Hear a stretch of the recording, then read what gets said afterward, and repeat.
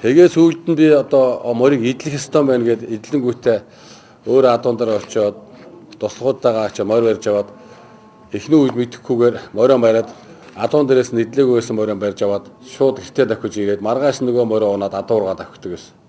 Энэ болохгүй юм байна гэдгийг сүүлд ойлгоод түрүүн одоо онон тодмолоо хэллээ. Анхны идэлхийг зөв хийх ёстой, хөндөр болох ёстой гэдгээрээ адуун дээр өглөө очиод морион одоо идэлнэ гэдэг хүн анхны одоо юу бол морийг бариад наадлын захын адуун дээр авчаад барьсан морийг цаа захыг нь адуу хунаад тавих ёстой байна. Ингэжээ тэр нөө 30 мэлнэ гэдэг тэгээ маргааш нэг тэр дайныхаа унаад нөгөө өдөр нь одоо тэрнээс жоохон зайтай болгож унаад нэг амраагаад юм ингэж унжээж морины идэлгээ одоо зөв эхлэх ёстой байна гэдэг. Энэ бол мэдээж дээд 3 наснд бол мэдээлэл ойролцоо байх.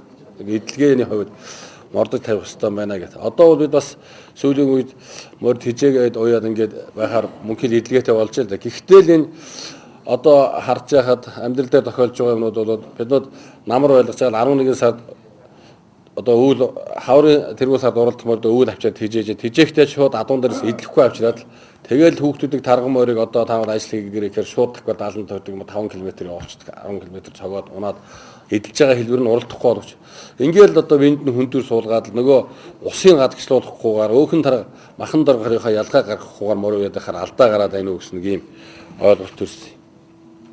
Тэгээд нөгөө талаар их насны морь одоо юу гэдэг их насны морины тэр хурдыг дарж зүрхийг нөхүүлэхгүй тайван болгож уйнах асуудал бол одоо нэлээ зүгээр юм уу гэсэн юм ойлголт төрөөд байгаа.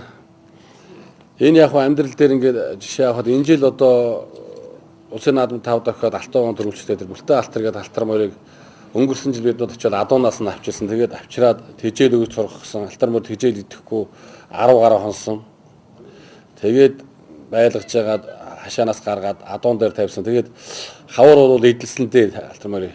Тэгээд энэ одоо онон тодмонлаа бас надад анх зааж өгсөн.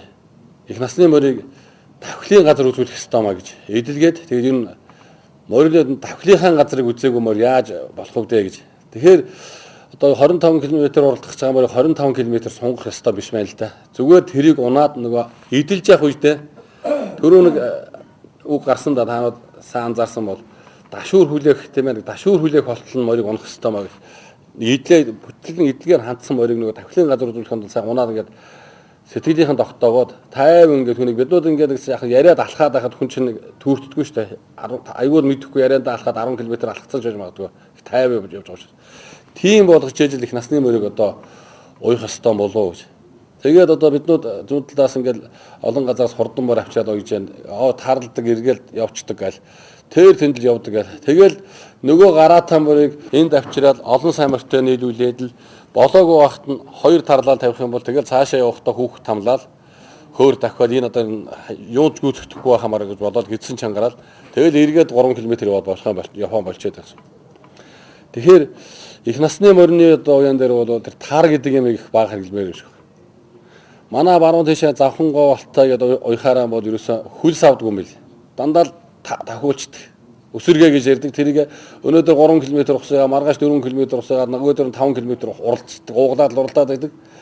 Тэгж ягаад нөгөө морид нь хуураа, тэгээд эргээлэх актер явдаг, тийм л морь болдог юм лээ. Тэгэхээр энэн дээр бол их насны моринд арай жоохон зөрөө байна. Тэр оч их тэр хурдын сайхан дараад тэгээ бие хаалаад нөгөө давхлынхаа газрыг үзсэн, бүтлэн эдлэгээ авцсан. Тэгээ хар махын суулгацсан, усын газчлуулсан, өөхөн дарга гэж юм байхгүй. Ийм морь бол тэгээд одоо нэг 10 км яваад 25 км уралдах гэж байгаа морь 10 км яваад жоохон давхил нь урагшлаад байдаг юм шиг. Сэргэлэн сумд ганжуурын сундаг гэж сайхан өгөн. Тэгээ тэр хүний уйжсэн морь ингээд цуг морь уйхаар давхилаас давхилт морь нь ахиад идэг. Тэгээд энэ ямар учиртай юм бэ гэдээ ингээд яхаар ерөөсөө л энэ морьныхаа юг дардсан тэр одоо эмчилж гисэн хүн байсан байна л да. Одоо тэр зүрх сэтгэлийн одоо хөөрүүгөө болгочихсон. Тэгээд морийг явж байдаг. Тэгээд хөлс нь гарч идэг. Хөлс нь гарах тусмаар тэр морь явж идэг. Иймэрхүү маягаар одоо их насны морийг идэлж хар махын суулгаж, сэтгэлийн тогтоож, таар бага өгж ингэж л одоо уралдах ёстой мó гэсэн юм ойлголт төрдөг. Одоо саамалдаг ус зөндөө байна шүү дээ. Саам муу биш баха. Саамыг тааруулж өгвөл Би түрүүчийн алтан ууны наадамдаар очсон чинь саам ингээд яг морд хөглөө хамарлуун саам зутгаа өгөө мордуулчих хүн харж ирсэн байхгүй. Тэр яаж сайн байх вэ? Тэр болохгүй шүү дээ. Тижээл өгсаа ингээд морд хөглөөнөө тижээл өгдөг болсод байгаа байхгүй. Тэр бас болохгүй шүү. Хоол ороод шингээд дараа нь бэлдээ нөлөөлөх бас тэр өдөрт нь одоо юм хэрэглээд сайжирчдаг мордынхаа өглөө шингэн ийгээ зогсож байгаа тэр арга бол жоохон тийм хоцрогдсон ларга бах л та арай болохгүй шүү дээ. Саам өгөхөд бол одоо тэр чинь адууны өөрийнх нь үндсэнд хижээл үндсэн зүйл тохируулаад өгөхөд бол юу муу ах овёстой бол адилхан л одоо өдөрт нь өгөөд өгдөг. Саамаар өгөөд уралдаа сайхан давхдаг мөр зөндөөл. Миний мэдхэл одоо тэр өмбөг халдсан дааган цагаасаа саам уусан мөр тэгээс үлдэн саам уугаад оролдоод байдаг байсан. Тий овёс угаасаа нэг тийм одоо твтэйхээр ингээд хөөл цайтай ногоон овёс илүү байна гэж өнөөдөр ойлгож байгаа шүү дээ амьдрал дээр. Зүгээр яг ангаахаасаа тэр чинь бутлаад няцлаад ямар юу байх хэвээр судалсан зөндөл асуудал байгаа шүү дээ. Овёосоо дэвтэж л өгнө шүү дээ. Чанах шаардлагагүй шүү дээ. Тий одоо тижихээс өмнө би бол одоо яадгүй гэхээр ороо тиж өгөх ёстой овёосоо өгдөөс өмнө дэвтээчдэг. Халуун ус игээд тэгээ савд тавьчихаар ороо дэвтчихнэ. Өрчихнэ. Маргааш өглөө өгөх овёосоо урд ороо дэвтээгээ тавьчих шүү дээ. Түрүү он дадмалаа хэлсэн шүү дээ. Энэ хавар угаасаа хүн амт тэнгууд ядардаг шүү дээ. Тэгээд энэ тавирчдад одоо хавар их юу гэдгийг шүү дээ. Нөгөө витамин жилт юунууд нь бол явагддаг. Түүний нэгэн адил одоо витамин тэр эмчлэх эрүүл байх юм бол хавар одоо өдөрт л одоо малын үе сударч байгаа энэ үед жоохон витамин комплекс шингэн хийгээд эмчлээд авах хэрэгтэй юм л. Зүгээр зуны их халуунд их том давхлын ар дээр бол тохирсон шингэн хийхэд бол нэг лиатр шингэн энэ хийхэд бол нэх муу биш баха. Яагаад тэгэхээр нөгөө ачаал өгөөд ингээд тэр халуун тэгээд хөлсөөрөө шингэн гарчаана. Тэгээд цус нь өвтгөрдөг. Цусны эргэлт нь дааж явахдаг нөө хүн ч гэсэн адилхан дөө. Тэгээд бидүүд ингээд сууж агаад гиг гинтхэн босоод усынхаар нүүр чинээд ингээд ачин болдог шүү. Дараагаар нь тэг шингэн хийх юм бол яг цусны эргэлт цусны шингэрээд аятайхан болж яана гэдэг ангаах ухаан талаас яриад байдаг. Тэгээ ангаах ухаан одоо наптикууд бол малын эмчнүүд бол өдөр бас нэг жоохон загсан дос зүгээр гэж ярьж байлаа. Допингийн шинжилгээ гэдэг юм одоогоос хичнээн жилийн өмнө улсууд одоо их насны морч бай, том наадмч бай ямар нэгэн байдлаас допингийн шинжилгээ авъя гэсэн бүхчүүдээс авъя гэсэн явдаг. Зүгээр миний үзэл бодолоор бол би нэг одоо ямар ч хэрэггүй зүйл юм аа гэж ойлгодог. Тухайн бол Монголд одоо энэ мал бэлчээрийн мал аж ахуй явж байгаа. Тэгэхээр тэр нөө допинг гэдэг юмны одоо шинжилгээнд ордог зөндөх юутай урмал ургадаг юм л. Тэгээ бид нөө тэрийг ялгаж мэдэхгүй. Тэгээ допинг гэж юу байдгийг мэдэхгүй. Допингийнхаа шинжилгээг хэрхэн яаж авдгийг мэдэхгүй. Шинжилгээнд авсан зүйлийг хэн гэдэг хүн яаж аваад ямар газар яг тэр морных муу юм уу биш юм уу тэрийг батлах ямар ч юм байхгүй гэж одоо манай бөхчүүчд гэсэн штэ баахан Скотыгаа допинг хэрэглээгээд баахан битсэн, Сумын озрыгаа допинг хэрэглээгээд баахан битсэн. Тэгэхээр допингтой зүйл гэж ямар зүйл байдгийг мэдэхгүй байж тэрийг аваад тэгээд өнөөдөр тэр их тоосон дотор дахиад ирсэн морноос хөлснөөс нь аваад байгаа юм уу? Тэр мор хідүү шээхээр нь шээсийг авах юм. Тэр шээсийг ямар савнд аваад ямар нөхцөд аваад тэр илэрч байгаа.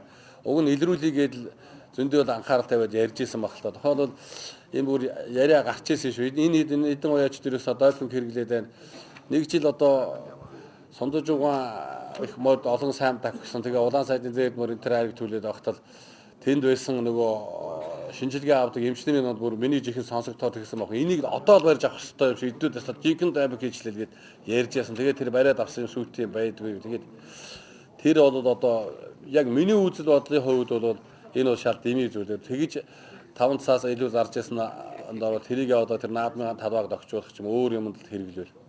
Зөв өнөөдөр биднүүд бүх одоо мэрэгжлийн төвшөнд одоо тойролго дээр уралж байгаа шиг яг одоо ингээд шилэгдмэл мордын уралдаан тэгин ингээд замаа заасан нөхцөл нь тэрийг авах багж төхөөрөмж нь одоо бидэнд танигддаг мэдэгдэг ийм юм идж болохгүй гэдгийг одоо ингээд яачих юм бол болох л байх л та. Одоо ингээд цааргас гэдэг нэг юм тарьдаг нэлээ тэнд дотор юм байдаг гэдгийг манай ямар өвсүүд үлээ зөндөөл энэ дам давын сэлэнгэрүү бол одоо их олон тийм өвс бий гэж эрдэмтэж ярьдаг юм байлээ. Бас мэднүүд амьдрал дээр зохиолдоод байгаа зүйлтэй. Тэгээ ноднонгийн ханиадыг ингэж ойлгосон байна. Ноднонгийн ханиад хашаан дээрээ ингээд байжсэн морд нь ханиад хүрээд бид нөө чи нөгөө уйжсэн уяад оролдоод байсан учраас ханиад хүрчлээ гэж мэдээд имчлээд байсан. Тэгээ хавар давхирчаад адуун дээр очоод өвөл авчир тэжээгүйгөө мордыг уяад ихсэн. Тэгсэн 100 яг сайхан давхил хийгээд их хэлсэн чи нөгөө ханиад нь илрээд тэгээ хэд хэдэн адуу уралдаж чадаагүй л дээ. Тэгэхээр тэрийг яаж имчлэх үү гэхээр яг ханиадыг имчилдэг болсууд нь бол одоо малын эмчнэр л байгаа шүү. Тэгээ ханиад чи 2 3 төрөл байдаг гэж нодон бас хийдэдэн сонин дээр бичигдсэн дээ зурагтаар яриад байлээ. Тэгээ нодонгийн ханиад бол тийм агаараар дамждаг арай өөр ханиад байсан гэл ингээд. Тэгээ ерөнхийдөө ханиадыг пенцлийн зүгээр юм шиг байлаа шүү. Тэгээд ханиад нь зориулсан дээр цагаан тариа байна. Тэр их зүгээр. Тэгээд морой ирүүл байхад нь бас нэг тэр хүн тариад байгаа маа Тямаалын гээд нэг тариа байгаа. Тэр одоо дамнамын ханиасан морь юм. Нэг бол аятайхан давхилтай моринд хавар жоохон хийчихвэл зүгээр юм шиг. Ягаад нэг дархлаачлал сайжруулдаг. Бусдаасаа тэр нэг юу авах нь арай бага байдаг юм шиг. Тямаалын гээд одоо хүний тариа тэр дархлаажуул сайжирдаг юм л. Тэгээд пенцлинээр жоохон тариа тэр цагаан тариа манайхан сүүлдээ зарим нь тасал болчиход байл гэдэг. Яг зориултынх нь бол одоо малын эмчнэр бол ханиадыг бол уяачтаас илүү яг малын эмчнэр бол хамаагүй илүү эмчилдэг шүү дээ. Би бол одоо тэр малын эмчээр л очиод үзүүлдэг шүү дээ. Тэгээд тэр цагаан тариа хийж идэх, зарим нь пенцлин хийж идэх, зарим нь муул гэдэг. Би бол зүгээр пенцлинээр эмчилдэг. Пенцлин зүгээр юм шиг үлээ. Би энэ морийг ингээд энэ наадамд урлах хэрэгтэй маа гэдэг уяал тэгээ болсон болоогүй тэрийгэ засна ууралтна гэдэг асуудал ингээл уяалж бас жоохон болох хэрэгтэй. Нийгэд одоо болохгүй байгаа юм бол тэр чинь тэгэд зовоогоод байгаа. Улмал нөгөө тухайлбал одоо төрөөнийх шиг хөлсөнд юутаа орцсон мөр чи улмал тэндээс зүрхэн үхээ шантраад л ингээд байна шүү дээ. Тэгэхээр болмооргүй үйл бойлжил сурах хэрэгтэй. Дараагаар наадам байгаа. Тийм учраас эрүүл зүйлийг морио засч авъя. Тэгээд энэ уралдаанд болохгүй байна гэдэг дээрээ л одоо хэвлэж чадаж тэрнийхээ төлөө одоо дараагийн наадмыг хүлээж чаддаг бол хэрэгтэй мүү гэж боддог. Ер нь ямар ч насны морины одоо тэжээл бол хамгийн чухал юм шиг байгаа. Ер нь яаж тэжээх вэ? Тэрийг ямар хэмжээтэй өгөх вэ? Тэгээ ер нь зөв миний бодлоор хэвэг бол би дэмий гэж боддог. Ер нь хэвэг бол угаасаа тэр эмнэлгийнх нь улсууч ярьдаг юм байлээ тэр. Одоо адуу тэжээх тэжээл бол биш ээ гэж. Тэгээ адуу тэжээх тэжээл нь юу юм бэ гэхээр одоо энэ Оросоос одоо шинжлэх ухааны үндэстэй гаргаж ирсэн энэ овёс гэдэг юм арал хурдан морийг тэжээх ёстой. Тэгээд дээд 3 насыг бол ер нь дундчаар нэг 3 хил орчим өгөө зүгээр юм уу.